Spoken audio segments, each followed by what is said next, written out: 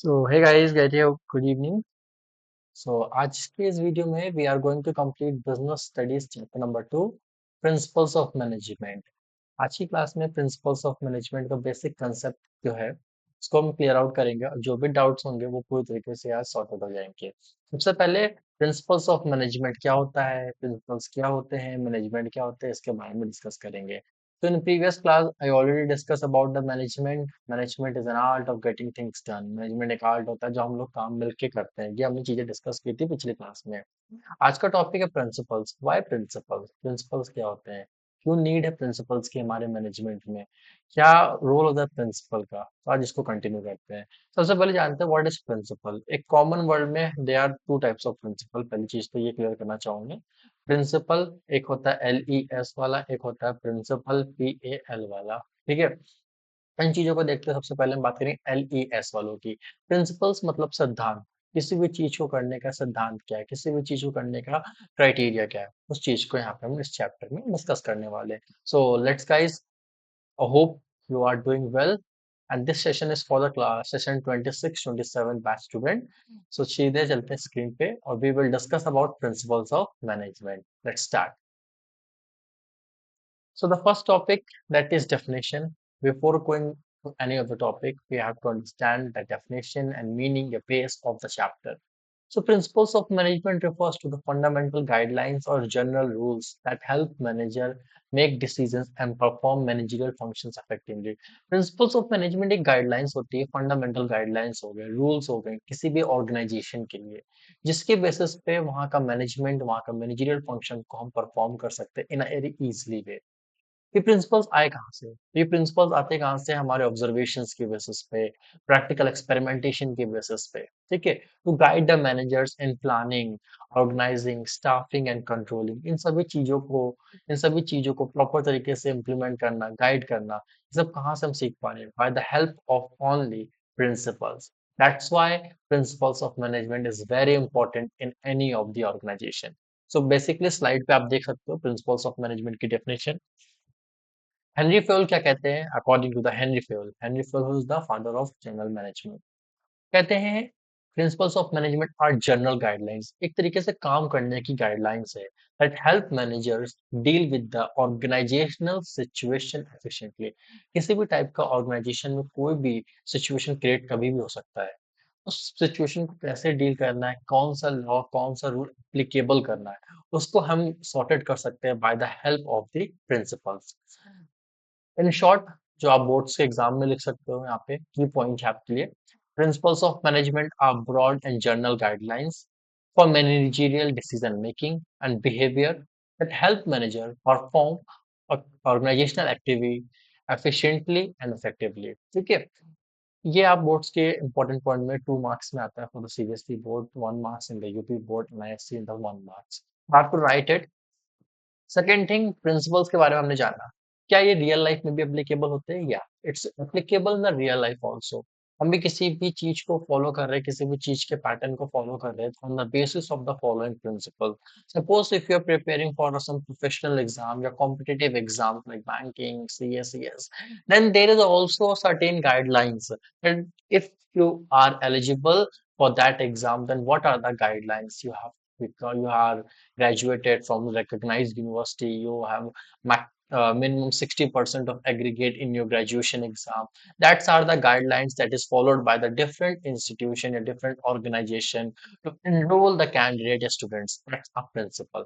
So let's moving to the next topic, that what is the features, function and importance of management in the terms of principle. Moving to the next slide.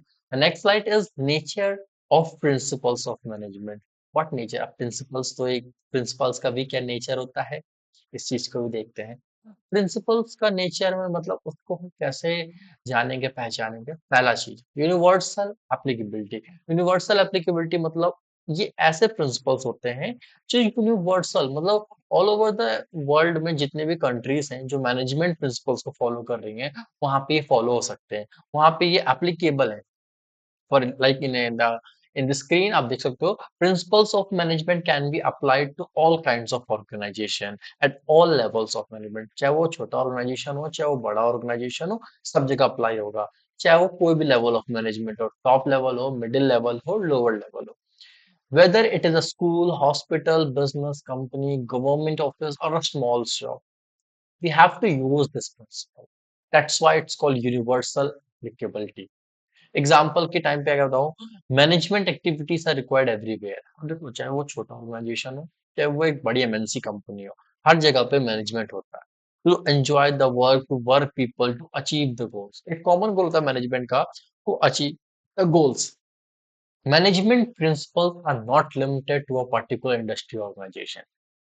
छोटी सी industry का भी होता है कि उसको ज्यादा से ज्यादा पैसा या ज्यादा से ज्यादा प्रॉफिट अर्न करना है। ये या she have to follow the rules and regulations of the principle कि हम ऐसा करेंगे तो इतना प्रॉफिट आएगा, ये प्लानिंग करेंगे, ये डायरेक्टिंग करेंगे, ऐसी कंट्रोलिंग करेंगे तो ऐसा हमें ग्रोथ मिलेगा। That's why management is universal applicability. Next is general guidelines. General guidelines एक नॉर्मल है, या समझ जाओगे। Management principle provide broad guidelines for managers rather than strict rules। एक गाइडलाइंस होती हैं कि इसको इस क्राइटेरिया में, इस कंडीशन में ऐसे फॉलो करना है या ऐसे रखना है। That's it। ठीक है, इसकी आप डायग्राम के थ्रू देख सकते हो। ठीक है, नेक्स्ट आते हैं नेक्स्ट नेचर पे। थर्ड नेचर है हमारा formed by practice and experimentation. देखो भाई, प्रिंसिपल्स ऑफ मैनेजमेंट कोई कभी भी ऐसे नहीं बना सकता है। It required some practice, some experimentation. किसी भी चीज को एप्लीकेबल करने के लिए पहले हमें उसका एक्सपेरिमेंटेशन बताना चाहिए, उसके बारे में हमें बताना चाहिए चाहिए क्या ये हमारे लिए वर्थ इट है कि नहीं। ये सब चीजें हमें आपको पता रहनी चाहिए। सबसे पहला, management principles are developed through practical experiences and observation over long period. कोई नया प्रिंसिपल मैंने निकाल दिया, जैसे कि सुनो ना, एक प्रिंसिपल अभी आके बताऊंगा। फॉर एग्जांपल, जैसे एक प्रिंसिपल मैंने निकाल दिया, यूनिटी ऑफ कमांड। जैसे चैप्टर का टॉपिक है unity of command, unity of direction है। ठीक है, और जैसे मान के चलो हमारे पास एक और है split the corps. Split the corps का मतलब होता है टीम यूनिटी। ठीक है, each and every team have to work as an unite member in organisation. मैं उसको तोड़ देता हूँ, कहता हूँ कि ये प्रिंसिपल आज से खत्म हो रहा है। ठीक, किस बेसिस पे मैंने प्रिंसिपल निकाला, क्या था मेरे अंडर, क्या था मेरे टर्म्स जो मैंने प्रिंसिपल्स को रेगुलेट कर दिया। तो हम ऐसे प्रिंसिपल्स को फॉर्म नहीं कर सकते। Principles are formed by practice and experimentation. For example, management expert study organisational behaviour and repeated situation to establish principle. कोई एक ऐसी कंडीशन जो बार बार रिपीटेटिव हो रही है ऑर्गेनाइजेशन में, एक मैनेजमेंट में, तो उसमें हम एक प्रिंसिपल लाते हैं फॉर दैट कि इन सिचुएशन में हम ये एप्लीकेबल करेंगे। लाइक नॉर्मल एग्जांपल की बात करते हैं, sometimes in like judiciary system, when there is any issue in the society, in the country, then the Indian government, yeah, any of the government officially announced 144, Article 144. Article 144 means stopping everyone to stay outside the home, stay inside the home, clear the roads and blockage. धारा 144, right? That's why it's called a principle to apply in a particular situation. Fourth topic is flexible. What is flexible? Flexibility means that in the management, a principle can be changed accordingly, according to the environment, according to the circumstances, according to the situation. It's not rigid that it can be fixed. अगर आपने कोई principal बना दिया तो ये ऐसा नहीं है कि वो आपका कंटिन्यूअसली फिक्स्ड हो गया ओवर द इयर्स और over the decade. It can be change, it can be modified. आपने तो सुना होगा, in our constitution there are certain changes, there are certain recommendations, there are certain articles which are renamed, rechanged. तो यहाँ पे आपका same उसी तरीके से प्रिंसिपल्स होते हैं for the management which can be change according to the circumstances. Such topics like such nature, mainly behavioral। Management principles mainly deal with human behaviour. Management के जो प्रिंसिपल्स होते हैं मेनली ह्यूमन बिहेवियर से deal करता है। ठीक है, slides के थ्रू आप देख लेना। For the notes please you can DM me on the Telegram or also through the Instagram. I will share you the link. Join the link. You will get proper detailed notes according to the weightage, according to the marks. Okay. Now moving to the next slide. What is sixth nature of the management? Principles of management. Cause and effect relationship. Cause and effect का मतलब इसका अगर कुछ करेंगे तो उसका क्या effect होगा, इसको अगर उससे रिलेट करेंगे तो इसका क्या इफेक्ट होगा। तो management principle explain the relationship between action and the result. अगर हम कोई एक्शन फॉर्म कर रहे हैं तो उसका क्या रिजल्ट आएगा। ये मैनेजमेंट प्रिंसिपल का सिक्स्थ पॉइंट है। Next seventh, contingent. Contingent का मतलब depends on situation. As per the specific situation, we can apply different management principles accordingly to handle the situation. ठीक है? For example, like no principle work exactly the same in every circumstance. Management need to analyze situation before applying. First of all, we have to apply before applying the principles. We have to analyze the situations. Fourth, now the conclusion is this: the principles of management are universal and useful guidelines that help manager improve efficiency, but they are flexible and must be applied according to the situation and human behavior. ये conclusion हमारा आया है कि भाई management का principal कैसा है भाई, यूजफुल गाइडलाइंस के थ्रू फॉलो होता है, यूनिवर्सल एप्लीकेबल है, जो मैनेजर्स को इम्प्रूव करता है एफिशिएंसी, लेकिन वो फ्लेक्सिबल है according to the circumstances we can change it. Okay, now guys, moving to the next part, that is what is significance of nature of principles of management. Significance क्या होते हैं? Importance. What is the importance? पहला importance क्या है हमारी life में as an manager, अगर मैं वर्क कर रहा हूँ मेरी कंपनी में, what is the importance, significance of the principles of management? Providing manager with useful insight into reality. Management principles help manager understand real business situations. What are the situations that you are facing to make the decision? क्या आपका होगा कि real insight provide करता है आपको, पहला importance, पहली significance. Explanation भी लिखी है यहाँ पे मैंने. This principles are developed from practice experiments and observation. They guide managers in handling different organisation. इसी तरीके से यहाँ पे मैनेजर्स भी अपने अकॉर्डिंगली कुछ भी सिचुएशन को टैक्टिक करने के लिए डिफरेंट डिफरेंट सॉल्यूशन निकाल के उसको यहाँ पे अप्लाई करते हैं. They have to check in the management diary that whether the principle is applicable or not. Second significance, optimum utilization of resources and effective administration. From the first chapter मैंने आपको बताया था कि हमारे मैनेजमेंट में we have to use work effectively and efficiently. Two words मैंने आपको बताया था. सेम चीज यहाँ पे मैनेजमेंट प्रिंसिपल हेल्प करता है in making the best use of available resources. कि हमारे पास जो resources है उसका बेस्ट यूज कर सके in a less manner, that is such as man, money, material and machines proper तरीके से यूटिलाइज कर सके. Now, moving to the third point, scientific decisions. Scientific decisions mean management principles provide a logical and systematic decisions for decision making. अब decision making के लिए और logical और systematic basis चाहिए होता है, हमें प्रॉपर तरीके से सोचना होता है किसी भी चीज का डिसीजन लेने से पहले. तो मैनेजमेंट प्रिंसिपल हमें थर्ड पॉइंट के प्रोवाइड करता है. Meeting changing environment health requirements. अब बिजनेस एनवायरनमेंट जो होता है कीप चेंजिंग होता रहता है, ऐसा नहीं है कि वो एक बार स्टेबल है. कोई नई टेक्नोलॉजी आ गई, कोई आपका मार्केट में नया कॉम्पिटिटर आ गया, कस्टमर्स की नीड चेंज हो गई, गवर्नमेंट की पॉलिसीज चेंज हो गई. Management principle help organisation to adopt these thing. कैसे इनको अडेप्ट करना है, कैसे इन चीजों को अपने पास लाना है. गवर्नमेंट ने नया टैक्स लॉ ला दिया, गवर्नमेंट ने नया टैक्स रिजाइम ला दिया, मार्केट में न्यू टेक्नोलॉजी आ गई जिससे आपका प्रोडक्शन यूनिट, बिजनेस यूनिट सब में अफेक्ट हो गया. तो management principle help us to adapt these changes easily. Fifth point, fulfilling social responsibility. Very most important point. Management principles also encourage organization to consider the interests of society along with profit making. Management principle हमें यहाँ पे ये सिखाता है कि सिर्फ profit making is not our main objective. Social क्या कहते हैं उसको, social benefit is also a part of our organization, also a part of our management. आपको मैंने क्लास वन के चैप्टर वन की वीडियो में बताया था मैनेजमेंट का तीन ऑब्जेक्टिव होते हैं, पर्सनल, सोशल ऑब्जेक्टिव और ऑर्गेनाइजेशन ऑब्जेक्टिव. सोशल में मैंने बताया था कि कस्टमर की नीड के अकॉर्डिंग प्रोडक्ट्स होने चाहिए, कस्टमर को प्रोडक्ट्स अच्छे लगने चाहिए, कस्टमर की जॉब एंड सिक्योरिटी होनी चाहिए जो आपके यहाँ वर्कर कर रहे हैं. ठीक, तो ये हो गया आपके मैनेजमेंट की पांच सिग्निफिकेंस. ओके, नाउ अब इस चैप्टर का मोस्ट इंपॉर्टेंट पार्ट जो है यहाँ पे, फेल्स प्रिंसिपल्स ऑफ मैनेजमेंट. हमारे ऑर्गेनाइजेशन में, हमारे इस बिजनेस चैप्टर में 14 प्रिंसिपल्स ऑफ मैनेजमेंट हम इस पर रीड आउट करेंगे. तो 14 प्रिंसिपल्स ऑफ मैनेजमेंट की स्लाइड्स पे चलते हैं. बहुत इंटरेस्टिंग होने वाला है, बहुत ही मजा आने वाला है. Fuels principles of management. Who is Fuel? Fuel is the father of journal management. Fuel complete name is Henry Fewell. The 14 principles of management were given by Henry Fewell. These principles are general guidelines to help manager perform organizational activities efficiently. अब fuels यहाँ पे हमारे पास ये principles लेके आए हैं जिन्होंने बताया है कि कैसे मैनेजर्स एक्टिविटीज कैसे ऑर्गेनाइजेशन में फॉलो कर सकते हैं, अपने गोल्स को अचीव कर सकते हैं, टारगेट को अचीव कर सकते हैं। ये फोटो है इनकी, देख लो, यंगेस्ट। ये ना होते ना तो 14 प्रिंसिपल्स ना होते हैं। तो एक ओवरव्यू दे देते हैं 14 प्रिंसिपल्स के क्या क्या है। ये स्लाइड्स पे ओवरव्यू पे दिख जाएगा। They are the 14 principles. First is division of work. Second is authority and responsibility. Third is discipline.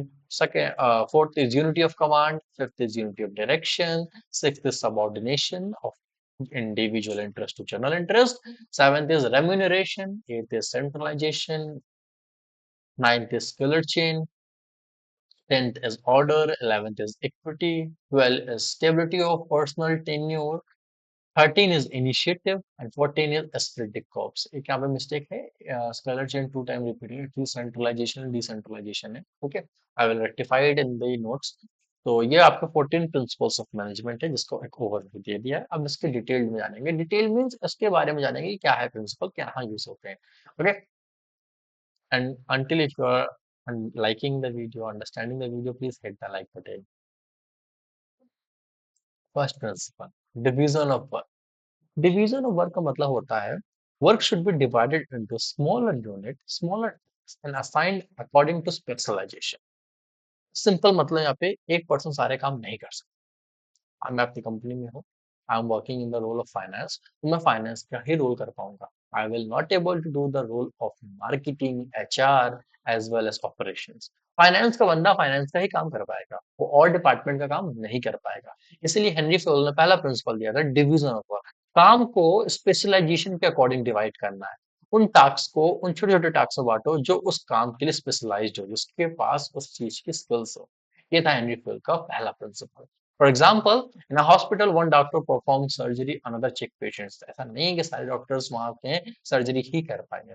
They are looking for some other orthodontics है, कुछ ऑर्थो है कर रहा है, कोई हड्डी का डॉक्टर है, कोई दाल का डॉक्टर है, कोई आइज का डॉक्टर है। Everyone have their own specialization. So dividing their tasks into smaller units according to their specialized skills. Okay, second principle is authority and responsibility. What is authority and responsibility? भाई, authority and responsibility क्या होता है ये देखते हैं। Authority का मतलब होता है अधिकार। रिस्पॉन्सिबिलिटी का मतलब अगर आपको किसी ने रिस्पॉन्सिबिलिटी दी है तो आपको फॉलो करनी पड़ेगी। अथॉरिटी के साथ रिस्पॉन्सिबिलिटी चलती है। अगर यू आर द अथॉरिटी या like you are the accountable of that position, the following job, the following responsibility, तो रिस्पॉन्सिबिलिटी आपके साथ ऑटोमेटिक आ जाएगी। अब इसका मतलब समझ में नहीं आया होगा, बताता हूँ। Authority and responsibility should go together. If you have power, you must also take responsibility. For example, if an organization, I'm the manager, right? I'm the manager, a team lead, yeah, ATL, like I'm the manager in a company and I have a team of 20 to 25%. मेरे पास 20 से 25 लोग की team है। अब एक organisation में किसी भी टाइप के कॉन्फ्लिक्ट को रिजॉल्व करने के लिए we have to approach HR, human resource department, because they are mainly for that. So as an manager it's my responsibility कि एचआर मैनेजमेंट के पास रीच आउट करने से पहले resolve all the queries under my circumstances, whatever circumstances the employee is facing in a condition. इस he is not satisfied with the payroll, if he is not satisfied with the slips that are divided by the HR, so he should have to come with me and explain me about the situation, that sir, I'm feeling, I'm saying that the slip is not according to my skills, this job is not according to my qualification, and I will have to check, yeah, I will resolve the query from my end. Authority के साथ I have a responsibility to take to do a well being with the employee. Simple situation. अगर मैंने किसी चीज की authority ले रखी है, then responsibility will also follow with me. So, now moving to the third principle, which is discipline, which is very important, जो आज के टाइम पे किसी के पास नहीं है। मेरे तो ऑर्गेनाइजेशन में बिल्कुल नहीं है। मेरे ऑर्गेनाइजेशन में तो क्या होता है ना कि अगर वर्किंग आवर्स 10 to 7, 10 to 12 हो जाती है, 10 a.m. to 12 a.m. हाँ। Discipline. Employee should obey rules and agreement of the organization. Employee should have to obey. भाई अगर ऑर्गेनाइजेशन का रूल है, you have to clock in at 10 a.m. mean 10 a.m. In some emergency, in some situation, we can understand that there is some traffic, there is some problem. Okay, but there is some rules and regulation you have to follow. Follow rules sincerely. Take example, employees coming to office on time. That's a discipline. Unity of command और fourth principle command unity, एकता, command. An employee should receive order from only one boss. इसका principle का मतलब होता है one employee is equals to one boss. एक employee जो भी जिस पर्सन को रिपोर्टिंग कर रहा है, जिस पर्सन को रिपोर्ट बना रहा है, सारी चीजें बता रहा है, तो वो सारी चीजें, सारा ऑर्डर, सारे डायरेक्शन एक पर्सन से रिसीव करेगा। यही होता है यूनिटी ऑफ कमांड। और worker receive instruction only from one supervisor. अब एक फैक्ट्री में 4 सुपरवाइजर है, एक नॉर्थ विंग देख रहा है, एक साउथ विंग देख रहा है, एक ईस्ट विंग देख रहा है, एक वेस्ट विंग देख रहा है। Worker who is working in the factory have to like working in the south wing, तो साउथ विंग का सुपरवाइजर ही उसको बताएगा you have to take lunch at that time, you have to do this work at that scenario, in this scenario. इस case में south wing का supervisor will help the south wing labour. But north वाला आगे कहता है भाई आज तुम लंच ना करो, तुम पहले मेरा वाला काम कर दो, दैट्स नॉट गुड। तो यहाँ पे हेनरी फिल कहते हैं there should be only one boss for all the employees. Okay, moving to the next, unity of direction. Unity of direction का मतलब होता है कि भाई ऑर्गेनाइजेशन में चाहे 50 लोग हो, चाहे 100 लोग हो, चाहे 1000 लोग हो, डायरेक्शन एक होनी चाहिए। Direction is to achieve the goals accordingly as per the plan, as per the like the module. Activities with same objective should follow one plan under one head. Head एक होता है, सीईओ का plan होता है कि भाई we have to achieve the organisational goal that timeline by that tenure. तो यहाँ पे हमारा एक ही गोल है that we have to achieve the organisational goals. Same goal same direction, simple meaning है, ठीक है। अब एग्जाम्पल के पार्ट में बात करते हैं। इस जितने भी मार्केटिंग के बनते हैं, ठीक है, जितने मार्केटिंग के एम्प्लॉय हैं, they will work only under the marketing plan, क्योंकि उनका डायरेक्शन एक है, to increase the sales, to increase the revenue of the organisation, have a one goal, ठीक है। सिक्स्थ है subordination of interest to general interest, individual interest to general. इसका मतलब होता है organisational interest should be more important than personal interest. Organisational interest का मतलब होता है कि आपका खुद का इंटरेस्ट मोर इम्पोर्टेंट होना चाहिए पर्सनल, अपने पर्सनल इंटरेस्ट ज्यादा। सिंपल सा मतलब कहने का मतलब कहूंगा, टीम फर्स्ट सेल्फ लेटर। पहले अगर मेरे साथ 25 लोग की टीम है, तो टीम पहले आएगी, बाद में मैं आऊंगा। That's a simple rule Hindi field में अगर बोला।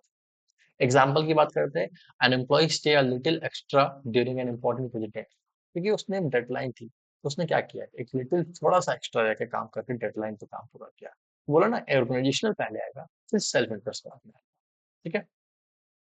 लेकिन ऐसा नहीं होता है कि इसमें हम ऑर्गेनाइजेशन के लिए 8 घंटे की अगर हमारी वर्किंग आवर्स है एज पर द लॉ, हम 10 11 12 घंटे दे रहे हैं, 13 घंटे दे रहे हैं, ऐसा नहीं। एक नॉर्मल लॉ है, ठीक है।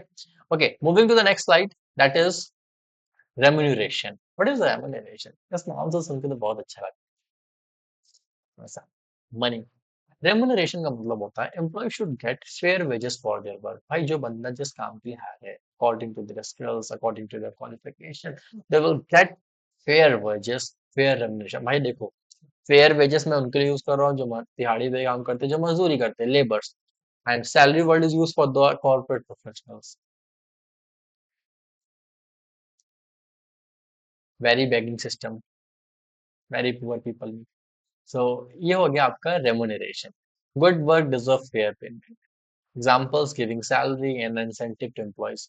पहला पॉइंट इज बेटर, लास्ट के पॉइंट इंसेंटिव इंसेंटिव कुछ नहीं मिलते हैं। Now the eighth principle is centralization and decentralization. What is centralization? Centralization का मतलब होता है एक central point. Decentralization मतलब फैल। सिंपल सी बात है, there should be proper balance in the distribution of authority. देखो पहले के टाइम पे क्या होता था ना, जब ये प्रिंसिपल्स नहीं थे, ठीक है, जब ज्यादा लोग इसको फॉलो नहीं करते थे, सेंट्रलाइजेशन का मतलब क्या था, बहुत से ऑर्गेनाइजेशन में भी होता है कि एक ऐसा पर्सन जिसको सारा पर्टिकुलर डिपार्टमेंट, चाहे उस कंपनी में जितने भी डिपार्टमेंट या विंग्स है, उसको रिपोर्ट करा होता है। Generally is a CEO, is a person जिसको सारे लोग रिपोर्ट करते हैं, बट डायरेक्टली रिपोर्ट नहीं होता उसको। सीईओ को रिपोर्ट करने के लिए हायरकीज होती है। सीईओ के अंदर आ जाते हैं, उनके अंदर में मैनेजर्स, मैनेजर के अंदर असिस्टेंट मैनेजर के अंदर विंग्स आ गई, ठीक। Like one person is the vice president of HR, then HR के वाइस प्रेसिडेंट के अंदर आ गए डायरेक्टर, डायरेक्टर के अंदर आ गए assistant manager, associate manager of HR, associate of manager के एचआर के अंदर आ गए सीनियर एग्जीक्यूटिव, सीनियर एग्जीक्यूटिव्स के बाद आगे एग्जीक्यूटिव्स, एग्जीक्यूटिव्स के बाद आगे इंटर्न। तो यहाँ पे क्राइटेरिया फॉलो हो रहा है कि अगर हमको कोई भी रिपोर्ट अगर आगे फॉलो करनी है, we have to follow the hierarchy. उसी तरीके से सेंट्रलाइजेशन का मतलब होता है कि एक बंदा जिसको हम सारे डिपार्टमेंट का इंफॉर्मेशन सीधे जाके दे दे रहे हैं, दैट्स अ सेंट्रलाइजेशन। मेरी ऑर्गेनाइजेशन में यही होता था। डिसेंट्रलाइजेशन जो अब नहीं है मेरे ऑर्गेनाइजेशन में, डिसेंट्रलाइजेशन में क्या होता है कि हर एक रिस्पेक्टिव कम्युनिटी का, हर एक रिस्पेक्टिव डिपार्टमेंट का पर्टिकुलर पर्सन होता है। जैसे मैंने एग्जांपल दिया था भी आपको, एचआर में एक आपका मैनेजर है या फिर एबीपी से बोलते हैं बड़ी बड़ी कंपनीज में, लाइक एमएनसीज में असिस्टेंट वाइस प्रेसिडेंट होते हैं of particular department, assistant vice president of marketing, of organisation, operations, finance and HR. इनके लिए अलग अलग हो गए क्राइटेरिया, इसमें अलग अलग आपके पास हो जाते हैं, ठीक है। तो आप इनको जाके डायरेक्टली रिपोर्ट करते हो, सर हमारी ये सिचुएशन है, हमको ये प्रॉब्लम है, तो ये जाके आपकी प्रॉब्लम आगे प्रेजेंट करते हैं in the higher level authorities पे, ठीक है। ये हो गया सेंट्रलाइजेशन एंड डिसेंट्रलाइजेशन। आगे इमेज दिखाऊंगा, क्लियर हो जाएगा। Scalar chain, scalar chain,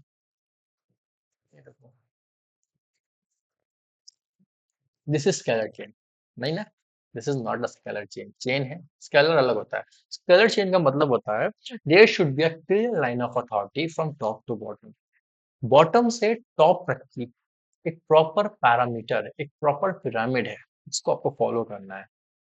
suppose एक बीपीओ की ऑर्गेनाइजेशन है, ठीक है। बीपीओ की ऑर्गेनाइजेशन में एग्जीक्यूटिव लेवल पे कस्टमर सपोर्ट एग्जीक्यूटिव होते हैं, उनके ऊपर आ जाते हैं उनके supporting like senior executives, senior executives के ऊपर आ जाते हैं like assistant team lead, assistant team lead के ऊपर टीम लीड, टीम लीड के ऊपर assistant manager, assistant manager to manager, manager to senior manager, senior manager director of that particular department. तो यहाँ पे क्या है, हायरार्की, अगर एक एग्जीक्यूटिव को प्रॉब्लम है, ही she will directly reach out to the senior executive, yes, directly to the assistant team lead, if the circumstances is like that. If he or she is not satisfied with the solution, he can reach out to the team lead. Now the team lead is not able to give the solution of that particular problem, that individual or that guy will reach to the assistant. Then the same hierarchy follow, that we have to follow the hierarchy according to the top to the bottom. It's a normal exam, ठीक है। तो यहाँ पे क्या होता है, proper communication chain होती है, एम्प्लॉय, मैनेजर, जनरल मैनेजर, फिर the particular department of the manager, CEO, जो मैनेजर को स्लाइड्स पे दिखा दिया है, ठीक है। 10th is order, order, if I am giving order, complete the syllabus before the December and, that's my order, करके दिखाना है। Right person at right place and right material at right place, ये वाला ऑर्डर नहीं था जो मैंने आपको ऑर्डर दिया। यहाँ पे हेनरी फेल कहते हैं ऑर्डर का मतलब होता है जो भी आपके पास ऑर्गेनाइजेशन में चीजें हैं, like right things, right materials, right equipments, वो प्रॉपर तरीके से एक ऑर्डर में हो, जिससे कि हम काम को एफिशिएंटली वर्क कर सके। अब मैं बैठा यहाँ पे हूँ, मेरा कबर्ड वहां पे है, ठीक है। दूसरी डिपार्टमेंट की फाइल्स आगे हैं, उसके बाद कुछ फाइल्स पीछे हैं, जिससे क्या होता है, अब मैं एक फाइल लेने के लिए उधर जाऊंगा, एक फाइल लेने के लिए उधर जाऊंगा, एक फाइल लेने के लिए उधर जाऊंगा। इससे क्या होगा, जो टास्क मुझे आधे घंटे में करना था उसको 45 मिनट्स टू 50 मिनट्स में पूरे होंगे। तो यहाँ पे हेनरी फील्ड कहते हैं कि राइट पर्सन, जो बंदा है राइट, एग्जैक्ट पर्सन, वो भी पर्सन भी राइट होना चाहिए, at the right place and right material at the right place. Person और मटेरियल दोनों राइट प्लेस पे होने चाहिए, एवरीथिंग शुड बी ऑर्गेनाइज्ड, ठीक है। यहाँ तक हो गया, कोई भी डाउट कुछ भी ऐसा लगता है, you can reach out to me directly. Next is 11th is equity. What is equity? Equity जो आज के टाइम पे बहुत नहीं, कॉर्पोरेट, आपने वर्ड सुना, कॉर्पोरेट पॉलिटिक्स बहुत चलती है। Corporate, sorry, equity, equity means manager should treat employee fairly and kindly. यहाँ पे एक मैनेजर की रिस्पॉन्सिबिलिटी होती है कि उसकी टीम में चाहे 10 बंदा हो चाहे 50 बंदा हो, लेकिन every employee, each and single employee should will be treated fairly and kindly. उसको प्रॉपर तरीके से फेयर, जो भी वर्क हो उसको फेयर फीडबैक, काइंड फीडबैक सबको शेयर करना चाहिए, इक्वल एंड फेयर ट्रीटमेंट होना चाहिए, ठीक है। ये हो जाता है इक्विटी, जो हेनरी फेल्स ने बनाया, बहुत अच्छा प्रिंसिपल था ये। Stability of personnel is 12th principle. Stability of personnel का मतलब होता है एम्प्लॉय के जो जॉब कर रहा है उसकी जॉब सिक्योरिटी और स्टेबिलिटी होनी चाहिए। ऐसा नहीं है कि हम किसी एम्प्लॉय ने हमारे यहाँ पे 5 to 6 ईयर वर्किंग की, ड्यू टू सम कंपनी के पॉलिसीज एंड नॉर्म्स में चेंजेस हुए तो मैंने उसको फायर कर दिया। If the employee is working for our company for the last 6 to 7 years, so he have to ensure that there is some job security and stability. अब यहाँ तक हो गया, इसके आगे हम एक दो प्रिंसिपल्स और बचे हैं, उसको भी कंटिन्यू कर लेते हैं। इनिशिएटिव इनिशिएटिव का मतलब हो जाता है कि चाहे वर्कर छोटा हो चाहे बड़ा, employees should encourage to suggest idea. As a manager, as an organizational head, you have to encourage all the employees to give suggestions, to give ideas. कि हाँ, अच्छा ऐसा करते हैं, ऐसा करने से ऐसा हो जाएगा, ऐसा कर लेते हैं, वैसा हो जाएगा, ठीक है? So we have to give the ideas. We have to suggest ideas. ऐसा नहीं है कि कोई भी सिचुएशन आ गई, कोई भी प्रॉब्लम आ गई तो सिर्फ टॉप लेवल्स के मैनेजर इसको डिस्कस कर रहे हैं, ऐसा नहीं करना चाहिए। Middle level, junior level, everyone should be have encourage, sir ऐसा कर लेते हैं, सिचुएशन शुड बी सॉर्टेड, इसको बोलते हैं initiative. Spread the corps, spread the corps सबसे इंपॉर्टेंट फंडामेंटल प्रिंसिपल जो हेनरी फ्लोर ने दिया था इस टाइम पे, कि भाई manager should promote team spirit and unity. Team spirit मतलब एकता में बल, यूनिटी एक साथ। अब एक साथ कैसे होंगे ऐसे, is it possible in the today's world या today's scenario that there is a team unity? I don't think so. So भाई अभी तो बिजनेस की बात करें, सब अजम्पशन है, रियल लाइफ में कितना फॉलो होता है तो मुझे भी नहीं पता है। तो डेफिनेशन में मैनेजर ने बताया, सॉरी डेफिनेशन में ये है कि manager should promote team spirit and unity, proper तरीके से टीम जो है यूनिटी में वर्क करे, टीम स्पिरिट वर्क करे, ठीक है।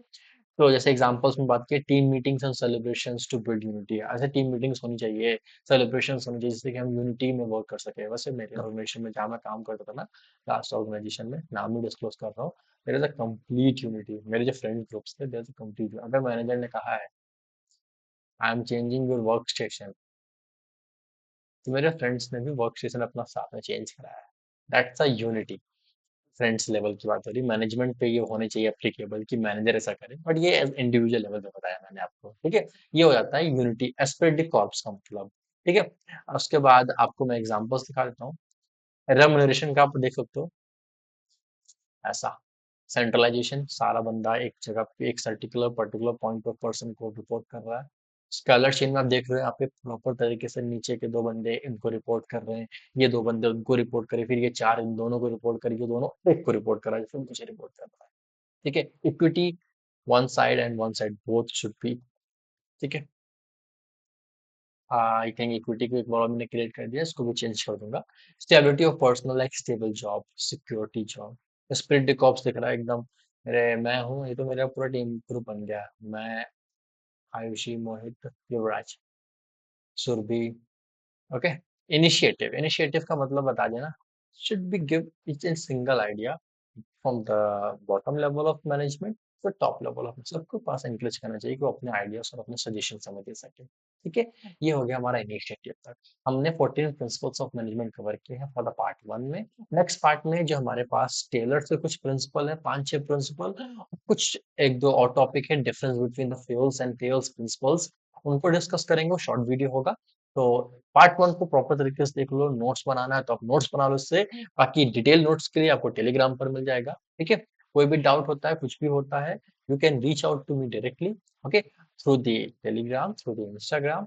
You can also join the toppers batch, which is exclusively for the offline student as well as online also. Okay, for the notes, queries, comment, please join our channel and give your suggestion to us. Okay, part 2 आपको जल्द ही मिलेगा इसका। So guys, thank you so much for watching the video. Have a great day. Be learning.